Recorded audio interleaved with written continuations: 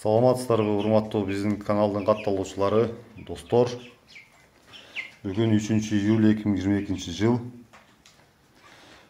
Сиздер менен корообуздагы өстүрүп жаткан, багып жаткан эт багытындагы тоокторду тартайлы деп чечтик.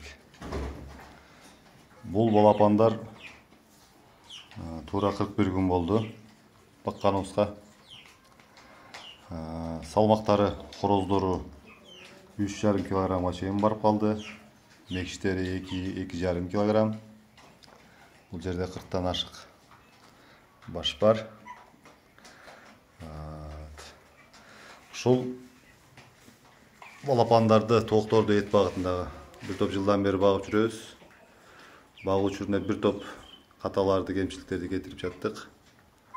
Ошодон топтогон тажрыйбалар сиздер менен бөлүшөйүн деп чечтим. Туура көрсөңүздөр кабыл алыңыздар.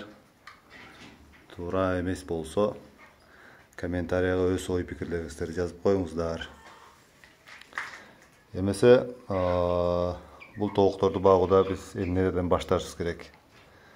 Алгач жүжөлөрдү алып келип кое берерден мурун биз имаратты, тоокананы дайындап алышыбыз керек. Тоокана жылуу болуш керек, шамал болбош керек, сквозняк. Андан сөзсүз ал жерде дарылап алышыбыз керек. Бейит, кене окшогон зыянкечтерден. Себеп дегенде бул тооктор эт багытында болгондугуна байланыштуу кыймыл аракеттери абдан жай. Өздөрү белки тооктордой болуп денесин тазалай алышпайт, күлгө конуй алышпайт. Тандыктан биз алдын ала тазалашыбыз керек. Экинчиден, бул тоокторду багаарда сөзсүз түрдө ошол өзүңүздөр билген, текшерилген жерлерден балапандарын алыңыздар. Себеп дегенде айрым учурларда жүжөлөр бул сапатсыз болуп калып жатышат. Алар баягы жумуртка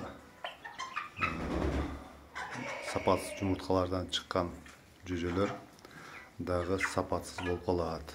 Жумурткадан чыккан жүжөлөр. Андыктан ошо текшерилген, дайым алып жүргөн же болбосо тааныштардан сурап билип, текшерилген жерлерден жүжөлөрүн алыңыздар. Муну айтып жатканымдын себеби, мисалы былтыр биз